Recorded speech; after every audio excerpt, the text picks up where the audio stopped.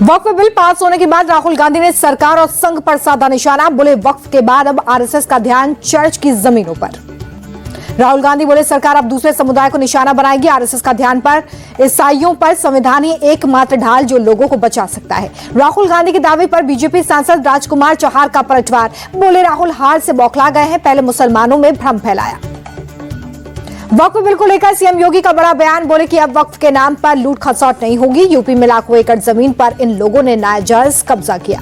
CM योगी बोले कि वक्फ board कुछ लोगों के लिए लूट और खसौट का साधन बन गया था। वक्फ बोर्ड से किसी गरीब का कल्याण नहीं हुआ। वक्फ संशोधन बिल को लेकर अखिलेश यादव बोले कि वक्फ संशोधन बिल बीजेपी के लिए वाटरलू साबित होगा। अखिलेश ने बीजेपी को सबसे बड़ी भूमाफिया पार्टी बताया। बोले कि बीजेपी सबसे बड़ी भूमाफिया पार्टी, इन्होंने ही सबसे ज्यादा जमीन हड़पी। वक्फ संशोधन बिल को लेकर आरजेडी ने सीएम नीतीश पर साधा निशाना। एक और पोस्टर जारी किया, लिखा ओ चाचा अब और कितना गिरोगे। मुस्लिम नेताओं के जेडीयू छोड़ने पर आरजेडी का तंज शक्ति यादव बोले कि जेडीयू में उबाल और बवाल है। पटना में जेडीयू के मुस्लिम नेताओं की प्रेस कॉन्फ्रेंस। आपस में ही उलझे नेता वक्फ बिल को लेकर कर रहे थे प्रेस कॉन्फ्रेंस। वक्फ बिल पर जेडीयू में मुस्लिम नेताओं के इस्तीफे के बीच सीएम नीतीश को मिला मंत्री जमा खान का समर्थन। बोले नीतीश ने मुसलमानों के लिए जितना काम किया उतना किसी और ने नहीं किया। मुस्लिम नेताओं पर नाराजगी पर चिराग पासवान का रिएक्शन आया सामने। बोले आपकी नाराजगी मेरे सर आंखों पर वक्त बताएगा, मेरा फैसला आपके हक में है या नहीं। केंद्रीय मंत्री जीतन राम मांझी का बयान। बोले वक्फ संशोधन बिल किसी के पक्ष विपक्ष में नहीं है, विपक्ष तुष्टीकरण की राजनीति कर रहा है। जीतन राम मांझी ने कहा कि ये जो बिल पारित हुआ है वह ऐतिहासिक है। ये किसी धर्म के खिलाफ नहीं बल्कि एक खराब व्यवस्था के खिलाफ है। वक्फ बिल को लेकर केंद्रीय मंत्री मनोहर लाल खट्टर बोले ये बिल मुसलमानों के हित में वक्फ का कुछ लोगों ने बहुत दुरुपयोग किया। वक्फ संशोधन बिल के खिलाफ आप विधायक अमानतुल्लाह खान की सुप्रीम कोर्ट में याचिका। बोले बिल के जरिए मुसलमानों की धार्मिक और सांस्कृतिक स्वतंत्रता कम होगी।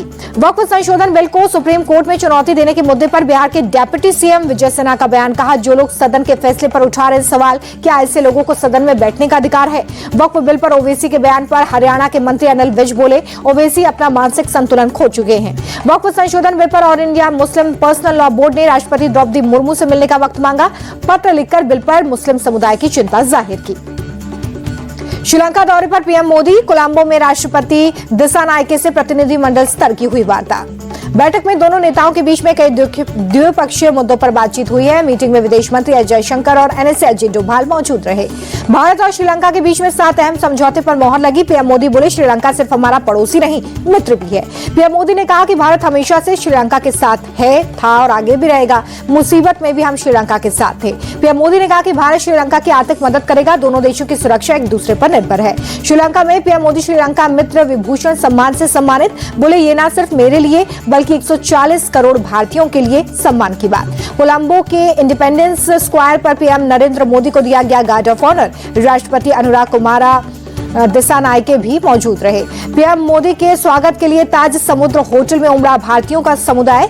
लोगों ने हाथों में तिरंगा लेकर मोदी के नारे लगाए। पीएम मोदी भारतीय समुदाय के बीच गर्मजोशी से पहुंचे, लोगों से हाथ मिलाया, उनसे बातचीत की, बच्चों को भी प्यार किया। पीएम मोदी का होटल में मुस्लिम समुदाय के लोगों ने भी स्वागत किया। प्रधानमंत्री ने रामायण पर आयोजित एक पेपेट्री शो भी देखा है। श्रीलंका आने से पहले थाईलैंड में पीएम मोदी और बांग्लादेश के मुख्य सलाहकार मोहम्मद यूनुस से की मुलाकात। बांग्लादेशी हिंदुओं पर अत्याचार का मुद्दा उठाया। पीएम मोदी ने मोहम्मद यूनुस को दिया सख्त संदेश। कहा बांग्लादेश में हिंदुओं सहित सभी अल्पसंख्यकों की सुरक्षा आपकी जिम्मेदारी। पीएम मोदी ने बांग्लादेश के हालात पर चिंता जताते हुए मोहम्मद यूनुस को दी हिदायत। बांग्लादेश को माहौल खराब करने वाली किसी भी बयानबाजी से बचना चाहिए। मोहम्मद यूनुस ने पीएम मोदी के सामने बांग्लादेश की पूर्व प्रधानमंत्री शेख हसीना के प्रत्यार्पण का मुद्दा उठाया।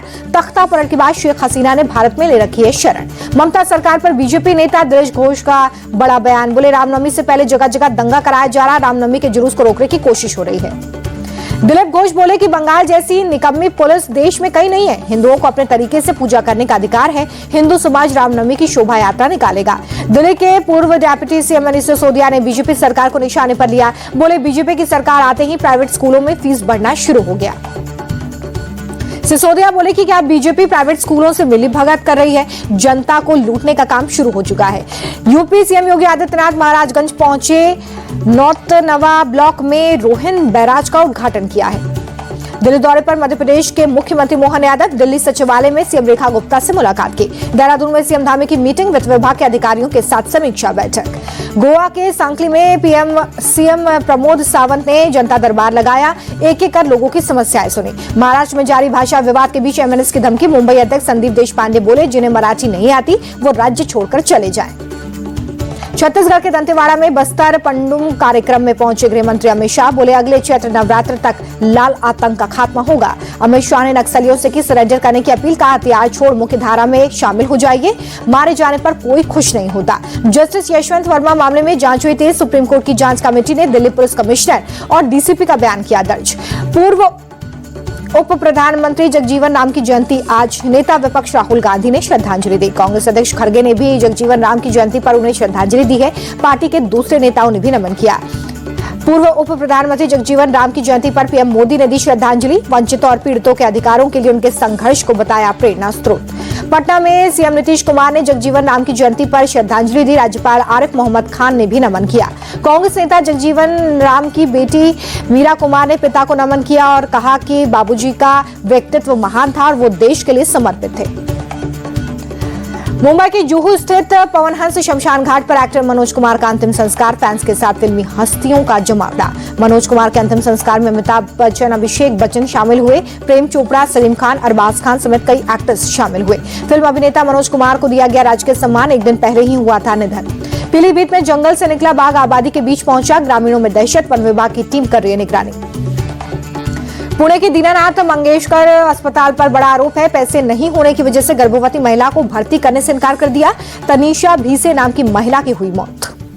तनीषा की मौत के बाद बीजेपी की महिला कार्यकर्ताओं ने डॉक्टर के निजी क्लिनिक पर हमला कर दिया, क्लिनिक में जमकर तोड़फोड़ की। बिहार के जहानाबाद में चलती ट्रेन से बदमाश ने छीना मोबाइल, दरधा पुल के पास हुई घटना, सोशल मीडिया पर वीडियो हुआ वायरल। राष्ट्रीय समुद्री दिवस आज है। दिल्ली में केंद्रीय मंत्री सर्बानंद सोनोवाल ने जागरूकता वॉकथॉन को हरी झंडी दिखाकर रवाना किया है। चेन्नई में अचानक मौसम का मिजाज बदल गया है, शहर के कई हिस्सों में तेज बारिश हुई है। हरिद्वार के चंडी देवी मंदिर में भक्तों की भारी भीड़, चैत्र नवरात्र के अवसर पर दर्शन के लिए श्रद्धालुओं की लंबी कतार। चैत्र नवरात्र की अष्टमी पर देवी मंदिर में भक्तों की भीड़ है। नैना देवी मंदिर में पूजा अर्चना कर रहे हैं भक्त। गुवाहाटी में मां कामाख्या देवी मंदिर में उमड़ा श्रद्धालुओं का जनसैलाब, चैत्र नवरात्रि की अष्टमी के मौके पर भक्तों ने दर्शन किए। यूपी के सीएम योगी आदित्यनाथ पहुंचे बलरामपुर, मां पाटेश्वरी देवी मंदिर में की पूजा अर्चना। दिल्ली सीएम रेखा गुप्ता ने चैत्र नवरात्र में कन्या पूजन किया, शालीमार बाग के पास कन्या विद्यालय में पूजन किया। गुजरात के गृह मंत्री हर्ष संघवी पहुंचे अंबाजी, चैत्र नवरात्र के मौके पर मंदिर में पूजा अर्चना कर माता रानी का आशीर्वाद दिया। वाराणसी दौरे पर संघ प्रमुख मोहन भागवत काशी विश्वनाथ मंदिर में पूजा अर्चना कर दर्शन कर आशीर्वाद दिया। अपने संसदीय क्षेत्र मंडी दौरे पर सांसद कंगना रनौत बाबा भूतनाथ मंदिर में पूजा अर्चना की। चांदी की चमक पड़ी फीकी, 2 दिन में 6,626 रुपए सस्ती, ऑल टाइम हाई से 8,024 गिरी चांदी। 1 किलो चांदी का भाव 92,910 रुपए हुआ। 24 कैरेट सोना 669 रुपए महंगा हो गया। प्रति 10 ग्राम सोने का भाव 91,014 रुपए हुआ। 22 कैरेट सोना 613 रुपए महंगा हो चुका है। जहाज बनाने वाली सरकारी कंपनी मजगांव डॉक का शेयर 7.29% गिर गया है। गिरते बाजार में एचडीएफसी के शेयर में 2% की तेजी देखी गई है। वित्त वर्ष 2025 की चौथी तिमाही में डिपॉजिट और लोन ग्रोथ में बढ़ोतरी दर्ज हुई। देश में व्हाइट कॉलर गिग जॉब्स के सालाना आधार पर 17% की बढ़ोतरी दर्ज। जॉब प्लेटफॉर्म के मुताबिक करीब 68 लाख लोग पेशेवर गिग वर्कफोर्स का हिस्सा है। देश में सर्विस सेक्टर की रफ्तार मार्च में धीमी रही। इंडेक्स 98.50 पर पहुंचा, फरवरी माह में 59 पर था। ब्याज दरों में कटौती का दौर शुरू हो गया। एचडीएफसी, पंजाब एंड सिंध और यस बैंक ने एफडी की दरें 0.40% तक घटा दी है।